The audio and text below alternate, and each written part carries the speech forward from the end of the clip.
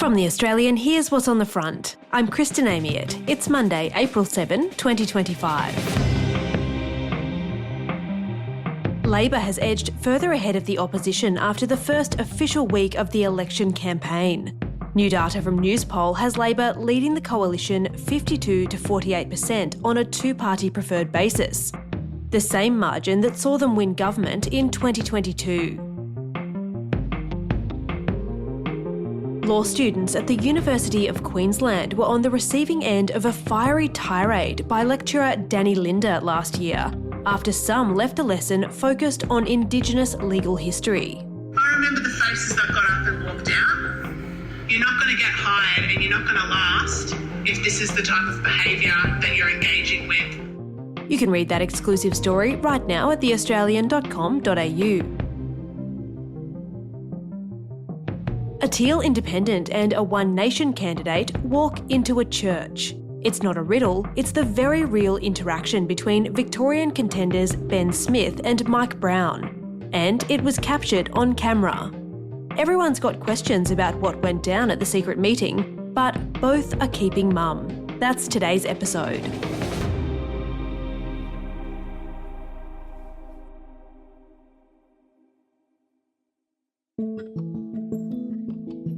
For more than 130 years, St Mark's Anglican Church at Dramana on Victoria's Mornington Peninsula has witnessed marriages, baptised babies and farewelled members of its small, tight-knit congregation. And it's here in this modest single-storey building of sandstone and red brick that One Nation's lower house candidate Mike Brown has worshipped for years. Last Wednesday, he attended St Mark's, as he has many times before, to pray. But he was joined on this occasion not by fellow parishioners or members of his family, but by another politician, Independent Ben Smith. Both are running for the seat of Flinders in the upcoming federal election. According to The Australian's associate editor Jamie Walker, the conversation turned from the good word to politics pretty quickly. So, according to Mike Brown, Ben Smith wanted to ask him for his support. And now, what does support mean in an election campaign from an opponent? It means preferences. Mike Brown's story is that Ben Smith made a play for One Nation preferences. Now, Mr. Smith categorically denies this. He said it was just a catch-up, that he's happy to talk to any candidate that's running in the seat, and it was no more than that.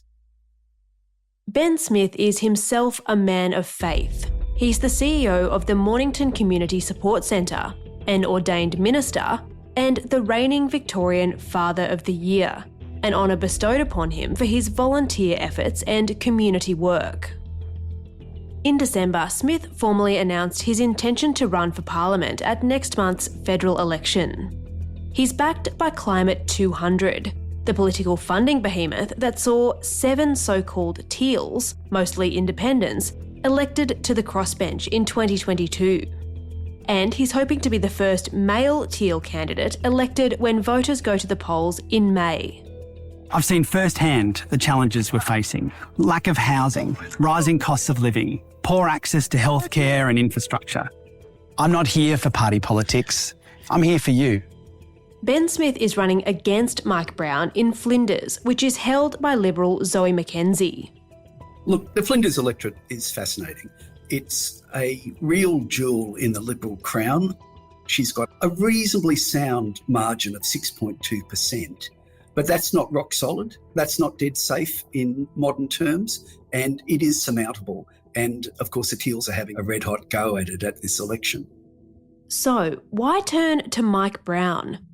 Brown has lived on the Mornington Peninsula for decades, where he runs a small business. And Australia's preferential voting system means the first candidates to get knocked out of the race, that is, the first losers, can help other candidates get elected by directing preferences on their how to vote cards. So there's a lot of big calls to make for each candidate. How should I tell my voters to direct their preferences? And whose preferences might I get in return? I would think you would imagine that that would be the oddest political couple in the history of odd political couples. You can't think of two parties, the progressive Teals on one hand and One Nation on the other hand, which is to the right in the political spectrum, hasn't really got $2 to rub together. And I think this coming together of these two sides is enough to make your head spin. Now, why would Ben Smith want it? Well, the fact is, for him to get over that 6.2% margin, he needs every vote he can get. And I think this is clearly his motivation. Now, whether it was just a catch-up with a couple of friendly blokes with nothing much to do on a Wednesday afternoon than to sit in an empty church and pray together and have some sort of discussion, who knows? But it's certainly I think a talking point is a fair thing to say.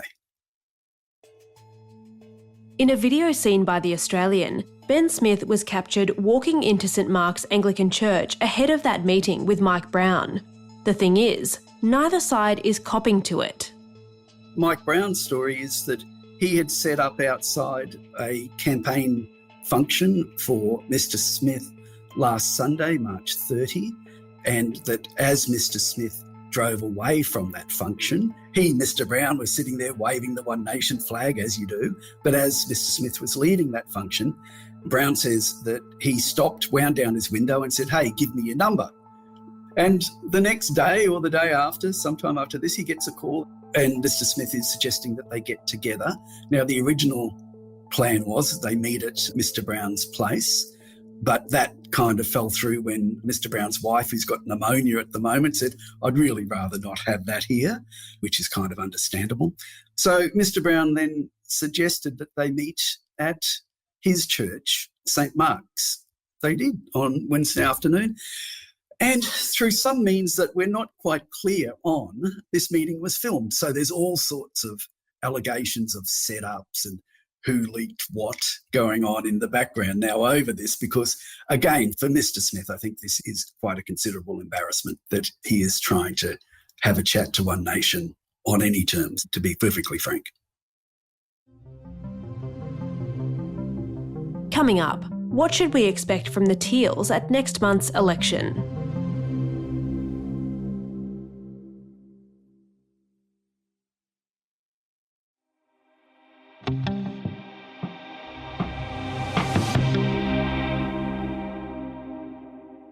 The electorate of Flinders was one of the original seats to be contested at the very first federal election in 1901. It was held by Greg Hunt for almost 20 years prior to his retirement in 2022. Though there's only a few percent in it, an independent like Ben Smith has a tall mountain to climb if he wants to win Flinders from the Liberals. But after its unprecedented success in 2022, the Climate 200 is even more motivated for next month's vote. That means the Teals could play a major role in returning Anthony Albanese and Labor to government. The question is if they're in a position to negotiate after a series of hiccups and gaffes.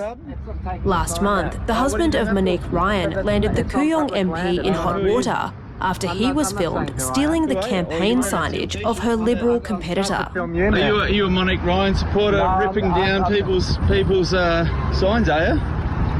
Is that what you're doing? That belongs to me. Hey, you can take it off the property, but it belongs to me. All right, well, if it goes back up, it'll be taken down again. There you go, Monique Ryan, there you go. Community values. Well done, mate. Last week, the candidate for Bradfield, Nicolette Buller, was banned from a Sydney hairdressing salon after she made a crude remark to a teenage employee. The Teal Independent challenger for the seat of Bradfield has apologised for making a sexual comment to a worker in a hair salon. She said in a statement it was a poor attempt at humour, promising to do better. And today, The Australian is reporting that Allegra Spender, the member for Wentworth, gave an interview in which she appeared to take credit for the release of hundreds from indefinite detention. I think the independents gave the government political cover to be able to deal with this, because refugees has been an area that, the coalition has really hammered Labor on in the past. So I think if you had all the Libs back in these seats and was such as tight a parliament as it was before, it would have been much harder for the government to do it. Here's Jamie Walker. Look, I think this is a perception problem for the Teals. They like to present themselves as being pure as the driven snow in terms of not playing the grubby political games that everyone else plays. What's now very evident is that they do. There's nothing wrong with that, of course, but this is politics in Australia. This is the sausage making that goes on behind the scenes in an election, which the political players really would rather that you not see. So what it's basically saying is that the Teals aren't much different to anyone else, and they, of course, would be appalled by that notion. Now, in terms of their negotiating position after the election, well, obviously, I would think it's potentially stronger than it was in 2022. But it's all going to come down, of course, to the mathematics. If Labor gets a majority, which looks like being difficult for Anthony Albanese, the Teals are in no position, are they? If it's a minority parliament, it's very hard to see how most of the Teals, or most of the current Teals, with the exception perhaps of Allegra Spender, would be prepared to negotiate with Dutton. But let's see. There's still a long way to go in this campaign. We're only in week 2. Things are only just starting to shake out. Peter Dutton has had a pretty ordinary start to the campaign. I think most people would agree. Does that put Labor in a stronger position than it thought it might be? Maybe. And that is actually not good for the Teals, in the sense that if Anthony Albanese does retain majority government, he doesn't have to talk to them to form government. And May will still have to talk to David Pocock in the Senate, of course, but the Greens there are far more significant as a bloc than the Teals are.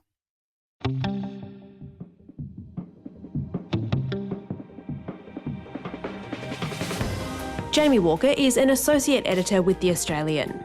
You can read all about what the Teal candidates have been up to in the run-up to next month's federal election anytime at theaustralian.com.au.